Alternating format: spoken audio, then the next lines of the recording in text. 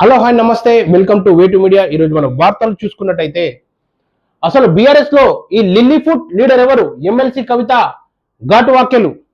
BRS నేతల తీరుపై తెలంగాణ జాగృతి అధ్యక్షురాలు ఎమ్మెల్సీ కల్వకుంట్ల కవిత సంచలన వ్యాఖ్యలు చేశారు. ఆదివారం ఆమె మీడియాతో మాట్లాడుతూ ఇంటి ఆడబిడ్డపై వ్యాఖ్యలు చేస్తే బీఆర్ఎస్ సోదరులు ఎవరు మాట్లాడలేదు అని తీవ్ర స్థాయిలో ఆవేదన చెందారు. తన మీద వ్యాఖ్యల వెనుక బీఆర్ఎస్ లోని ఓ పెద్ద నాయకుడి కుట్ర ఉందని సంచలన ఆరోపణలు చేశారు.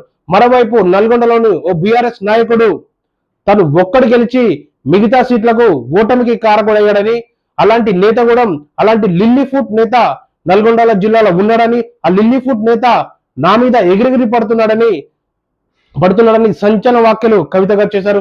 అలాగే కేసీఆర్ లేకపోతే ఆ లిల్లీ ఫుడ్ నాయకుడిని ఎవ్వరు పట్టించుకోరని కూడా ఈ నిన్న సమావేశంలో ఘాటు వ్యాఖ్యలు చేశారు. మరి ఆ నల్గొండ జిల్లాలో ఉన్న ఆ లిల్లీ ఫుడ్ నేత ఎవరో, మరి ఈ అంశంపై కవిత వ్యాఖ్యలపై స్పందిస్తారో చూద్దాం.